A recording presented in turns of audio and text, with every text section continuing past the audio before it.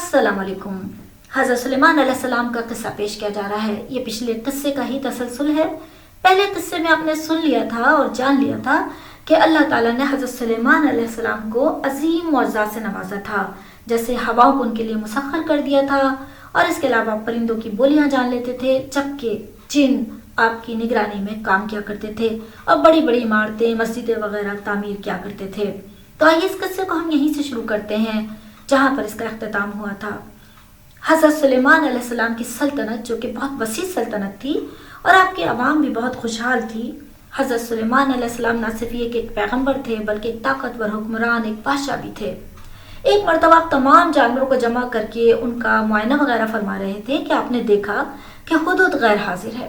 آپ کو تشویش ہوئی، آپ نے معلومات کی کہ ہدہد کہاں ہے۔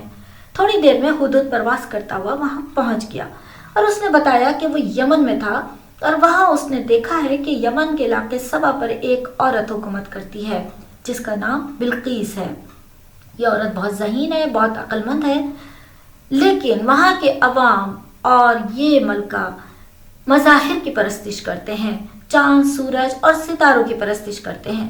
جب حضرت سلیمان علیہ السلام کو یہ پتہ چلا کہ اللہ تعالیٰ کو چھوڑ کر یہ لوگ ان مظاہر کی پرستش میں مبتلا ہیں تو ان کو بہت افسوس اور دکھ ہوا۔ انہوں نے فیصلہ کر لیا کہ ان کی تبلیغ کی جائے گی اور انہیں رہنمائی ان کو دی جائے گی۔ اس فیصلے کے بعد حضرت سلیمان علیہ السلام نے ہدہد کے نام ایک خط تحریر کیا، ہدہد کے ذریعے بھیجا ملکہ سبا کے نام، تاکہ وہ لے جا کر یہ خط ملکہ سبا کو دے دیں۔ ہدہد یہ خط لے کر ملکہ سبا کے پاس پہنچا اور ملکہ سبا کو جا کر یہ خط دے دیا۔ ملکہ سبا نے جب یہ خط پڑھا تو وہ جان گئی کہ یہ ایک ایسے شخص کی طرف سے ہے، ایک ایسے انسان کی طرف سے ہے جن کی عظمت، جن کی نیکی کے چرچے وہ پہلے ہی سن چکی ہے۔ انہوں نے سوچا کہ اس معاملے کو رفع دفع کر دیا جائے۔ اس کے لیے انہوں نے کچھ تحائف جو تھے وہ اپنے مصاحبوں کے ذریعے نہایت قیمتی تحائف حضرت سلیمان علیہ السلام کی خدمت میں بھجوا دیے۔ حضرت سلیمان علیہ السلام کے پاس مصاحب جب یہ تحائف لے کر پہنچے تو حضرت سلیمان علیہ السلام کو یہ بات پسند نہیں آئی۔ انہوں نے واضح کر دیا کہ ان کا مقصد صرف اور صرف تبلیغ اور اصلاح ہے، نہ کہ تحائف لینا۔ انہوں نے یہ تحائف واپس بھجوا دیے۔ ملکہ سبا کو اپنی غلطی کا بہت احساس ہوا اور وہ خود حضرت سلیمان علیہ السلام کی خدمت میں حاضر ہو گئی۔ ادھر حضرت سلیمان علیہ السلام نے جب یہ جانا کہ ملکہ سبا یہاں پہنچ رہی ہے تو انہوں نے ایک ڈرامائی انداز سے اس کی تبلیغ کا فیصلہ کیا۔ انہوں نے ایک محل تعمیر فرمایا اور جنہوں نے یہ محل تعمیر کیا جس میں شیشے کا فرش تھا اور اس کے نیچے پانی جاری کر دیا۔ ملکہ بلقیس جو ہی محل میں داخل ہوئی تو اس نے دیکھا کہ یہاں تو پانی ہے زمین پر، تو اس نے بے اختیار اپنا جو کپڑا زمین پہ لٹک رہا تھا اس کو اپنی پنڈلیوں سے اوپر کر لیا۔ اور یہ انسان کی فطرت ہے کہ جب وہ پانی کو دیکھتا ہے کہ نیچے پانی ہے تو وہ اپنے کپڑوں کو تھوڑا سا سمیٹ لیتا ہے۔ اسی طرح اس نے بھی اپنے کپڑوں کو سمیٹ لیا، لیکن جو ہی اسے احساس ہوا کہ یہ تو شیشہ ہے تو وہ فوراً نادم ہو گئی اور وہ حق کو پہچان گئی۔ وہ جان گئی کہ انسان کی عقل کل نہیں ہے، بلکہ انسان کی عقل دھوکہ کھا سکتی ہے۔ اس نے بھی دھوکہ کھایا اور وہ مظاہر کی پرستش میں مبتلا ہو گئی، مگر اس ڈرامائی انداز سے اس پر یہ بات واضح ہو گئی کہ وہ عقل کل نہیں ہے، بلکہ ایک اور ذات ہے جو اس کائنات کو چلا رہی ہے۔ جب اس پر حق واضح ہو گیا اور وہ اللہ پر ایمان لے آئی تو پھر اس نے اپنی رعایا کو جا کر یہ بات واضح کی اور ہدایت کی روشنی اس ملک میں بھی پہنچی اور وہاں کی رعایا بھی اس سے مستفید ہوئی اور وہاں پر بھی علم کی روشنی جو ہے وہ پہنچ گئی دین کی۔ اس طرح سے ساتھیوں، عزیز بھائی بہنوں، ہم لوگ یہ بات اچھی طرح سے سمجھ سکتے ہیں کہ انسان کی عقل کل نہیں ہے، اور اس واقعے سے ہمیں یہ بھی پتہ چلتا ہے کہ قیمتی تحائف دینا بھی زیادہ مناسب بات نہیں، یہ بھی رشوت کی ہی ایک قسم ہے۔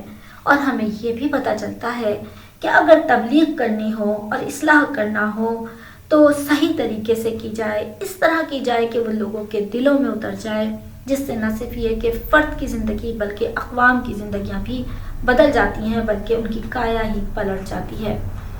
آئیے اب ہم اس قصے کے آخری حصے کی طرف چلتے ہیں، جس میں حضرت سلیمان علیہ السلام کی وفات کا قصہ ہے۔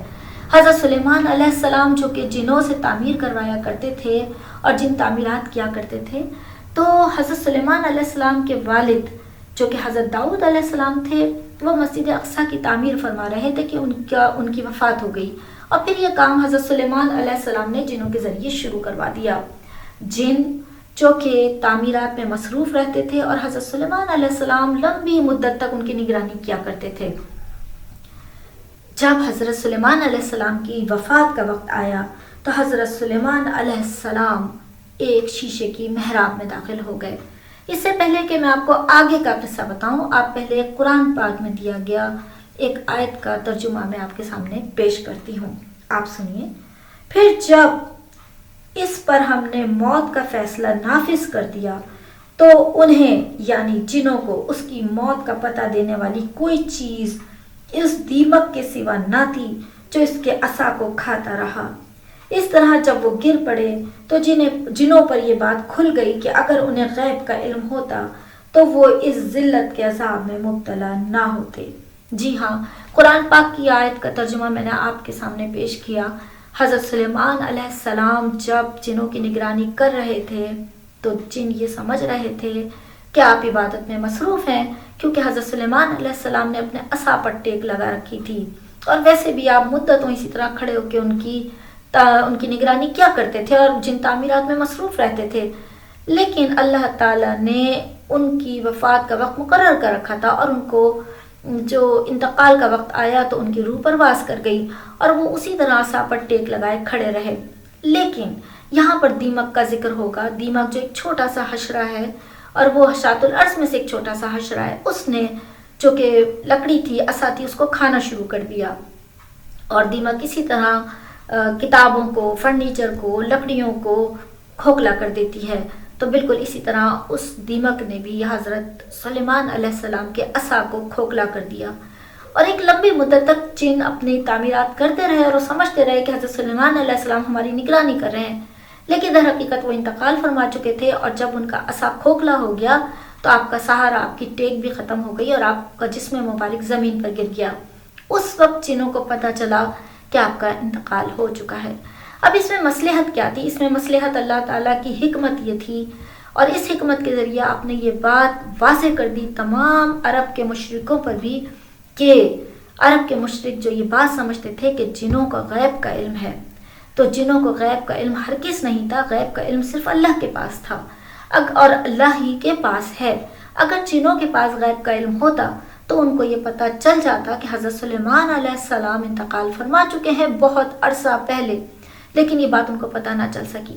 دراصل عرب کے مشرک یہ بات اس لیے سمجھتے تھے کیونکہ جن ایک جگہ سے دوسری جگہ آنن فانن چلے جاتے ہیں اور وہاں سے مختلف خبریں لے کر آتے ہیں، تو اس وجہ سے جن جب یہ باتیں بتایا کرتے تھے تو وہ سمجھتے تھے کہ شاید ان کے پاس کوئی غیب کا علم ہے۔ در حقیقت جنوں کے پاس غیب کا علم نہ تھا، تو یہ بات اللہ تعالیٰ کو بتانا مقصود تھی، اور یہ بات جب ان کا وصال ہوا اور وہ وفات پا گئے تو جنوں کو یہ بات تب پتہ چلی، تو اس طرح یہ بات واضح ہو گئی کہ جنوں کے پاس غیب کا علم نہیں تھا۔ تو یہ قصہ یہاں پر اختتام پذیر ہوتا ہے۔ مجھے اب اجازت دیجیے، آپ اس قصے کو آگے ضرور شیئر کیجیے گا، کیونکہ یہ صدقہ جاریہ ہے اور آپ بھی اس نیکی کے کام میں ضرور شرکت کریں۔ مجھے اجازت دیجیے، اللہ حافظ، اللہ نگہبان، فی امان اللہ۔